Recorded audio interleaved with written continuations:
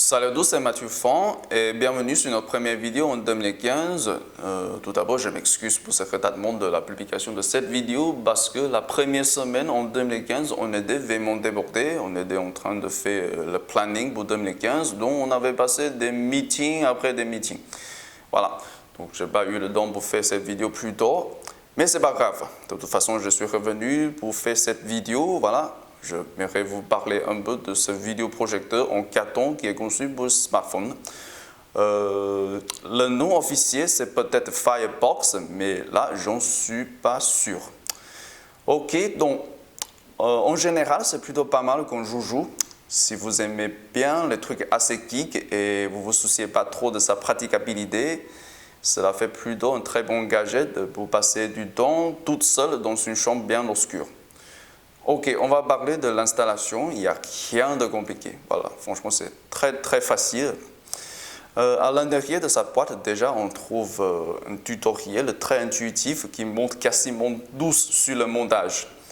Toutes les étapes, franchement, bien détaillées. Et pour réaliser ce mini-projet, il faut un super colle ou un scotch double face puissant. Tous les deux, voilà, ça ne pose aucun problème. Le principe, c'est simple. On fait simplement coller les points marqués par les mêmes inscriptions. Et franchement, le processus ne prend même pas plus de 5 minutes. Par contre, j'avoue que l'assemblage de la lentille est un peu difficile parce que la loupe fait un peu plus grand que sa tube. Donc il faut appuyer assez fort pour que la loupe puisse passer par sa tube, quoi. Mais attention, il ne faut pas appuyer trop fort parce que là, vous risquez d'abîmer la tube. Ça, c'est sûr. C'est assez fragile. Ok, la roue dentée, bien jolie qu'elle soit, elle ne sert à aucune fonction pratique. Elle est plutôt là juste pour faire du déco, quoi. Donc ça, c'est un peu trompeur, à mon avis. La pièce que j'apprécie le plus, c'est la plaque adhesive. Qui est fabriquée d'un matériel assez spécial. Elle est bien collant, hein, franchement, on n'a aucun problème pour stabiliser le smartphone verticalement. Mais ce qui est étonnant, c'est qu'elle ne laisse aucune substance adhesive sur d'autres surfaces. Ça, c'est vraiment la puissance de la science, quoi. Bon, autant pour l'assemblage, on va passer sur le design et son utilisation. Au niveau du look, je trouve que c'est plutôt sexy, surtout avec ce dessin qui veut simuler un peu le faux cul. Tout ça, c'est en couleur noire. En gros, la présentation, elle est plutôt rétro. J'ai l'impression que ce soit un rétroprojecteur en carton qui veut se déguiser comme un machin à film qui ont été présentés avant le XXe siècle. Bon, ici, on a des dessins pour les connectiques audio et vidéo qui semblent un peu plus modernes que l'ensemble de son apparence. Mais tout ça, tout comme ce roue détendue, sont là pour faire joli. Ils ne sont pas de fonctionnalité réelle. Mais en gros, la présentation elle est plutôt élégante, surtout avec ce couleur noir et aussi ce contour en gris. Voilà, ça évoque un peu la nostalgie. Bon, pour la mise en point de l'image, il y a deux parties qu'on peut faire travailler. Tout d'abord, c'est la lentille. Voilà, on peut le retirer comme ça ou on peut le pousser à l'intérieur. Voilà, tout ça pour régler la distance de projection. Et cette partie aussi qui est la cage où on stocke le smartphone, qui est la source de lumière de l'image et aussi la source de l'image, quoi. Voilà.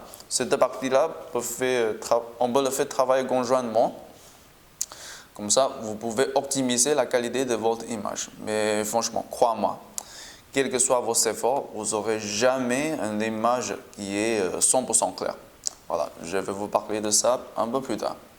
Donc, sur le papier, on peut mettre le smartphone de très grande taille. La plus grande taille supportée, c'est de 5,7 pouces, mais attention, il y a quand même une limite de dimension. Voilà, c'est indiqué ici. Donc, pour beaucoup de smartphones chinois, ils sont déjà des grosses phablettes de 5,5 pouces. Celui-ci, c'est le MIUI L100, c'est un modèle KG de 5,5 pouces. C'est impossible de le mettre là-dedans déjà.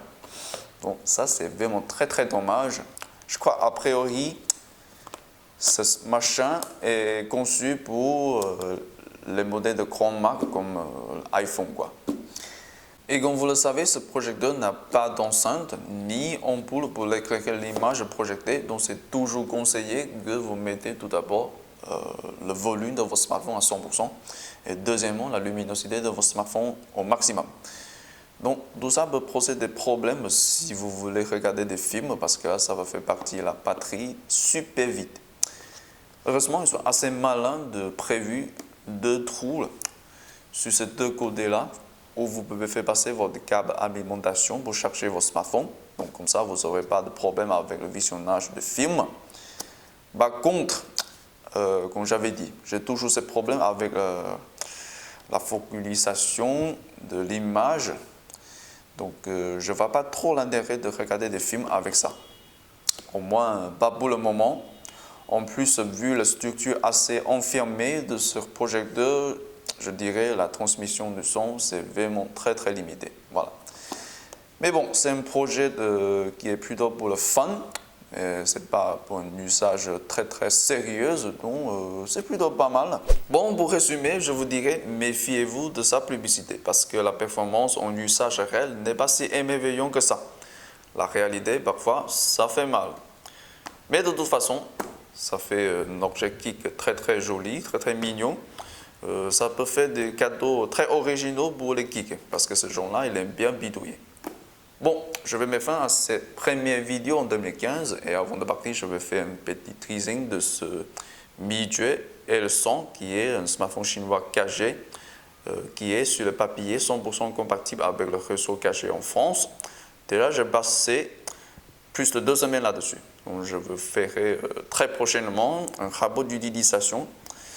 Et aussi, pour la prochaine vidéo, je vais vous parler un peu d'une tablette qui est chaussure de double système d'exploitation. Un c'est Android et l'autre c'est bien sûr Windows. Voilà. Donc c'est tout pour cette vidéo. À la vidéo prochaine.